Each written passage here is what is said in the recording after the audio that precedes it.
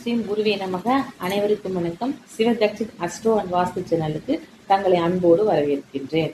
இப்போ மகர லக்கணமும் மகர ராசிக்காரவங்க சாஸ்தாத்த ஐயப்பனை வந்து தரிசிக்கிறது நல்லது அப்படின்னு சொல்லியிருக்கோம். அதுக்கு என்ன காரணம் அப்படின்னா, மகர ராசியில வந்து சனி பகவான் தான் மகர ராசிக்கான ஆட்சி வீடு. அந்த அந்த ராசியில வந்து செவ்வாய் பகவான் உச்சமாகிறாரு, குரு பகவான் நேசமாகிறாரு. அட் த சேம் டைம் செவ்வாய் அப்படிங்கிறது விருச்சகத்திலையும் மேசத்துக்கும் அதிபதியாகவும் வராரு. இப்போ மேசம் அப்படின்னு நம்ம சொன்னாவே அது மலை உச்சியில் இருக்கக்கூடிய நெருப்புன்னு நம்ம சொல்றோம்.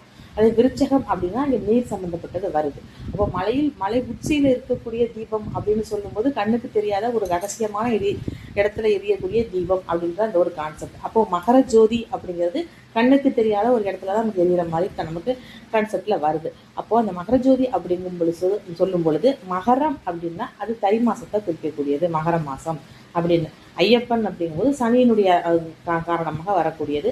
அப்போ சனி அப்படின்னு சொன்னோம்னா அந்த அவருடைய நிறம் நம்ம பார்த்தோம்னா கருப்பு நீலம் இதை நம்ம எடுத்துக்கிறோம். அதே மாதிரி செவ்வாய் அங்கே ஆட்சி உச்சமா வர்றதுனால அந்த இடத்துல நம்ம என்ன பண்றோம், சிவப்பையும் ஆரஞ்சையும் நம்ம அந்த கலரா எடுத்துக்கிறோம். இப்போ குரு வந்து இங்க அதாவது நெருப்பு தத்துவம் சொல்லக்கூடிய அந்த மலை உச்சியில எரியக்கூடிய தீபம் அந்த மகர ஜோதி அப்படிங்கிறது பொன்னம்பலம் மேட்டில் எரியக்கூடியது. பொன் அப்படின்னா அது வந்து குரு, அம்பலம் அப்படின்னு சொல்லும் பொழுது அது பொதுவெளியில இருக்கக்கூடியது. அப்போ பொன்னம்பலம் மேட்டில் இருக்கக்கூடிய அந்த கான்செப்டும் நமக்கு அங்கே கரெக்டாக தான் வருது.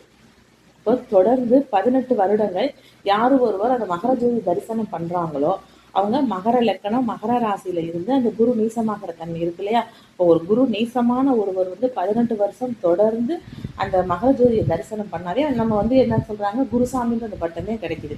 இப்போ குரு நீசமாக இருந்தால் நம்ம வந்து மகர ஜோதியை தரிசனம் பண்ணும்போது தொடர்ந்து அது குரு நீச பங்கம் அப்படின்ற ஒரு கான்செப்டுக்கு வருது. ஸோ இப்போ மகர லக்கணமும் மகர ராசியும் எதற்காக இப்போ சாஸ்தாத் அந்த ஐயப்பனை பிடிக்கணும் அப்படிங்கிறது நம்ம இதுல இருந்து தெரிஞ்சுக்கலாம். நன்றி, வணக்கம். மீண்டும் சந்திப்போம். நற்பவி நல்லதே நடக்கட்டும்.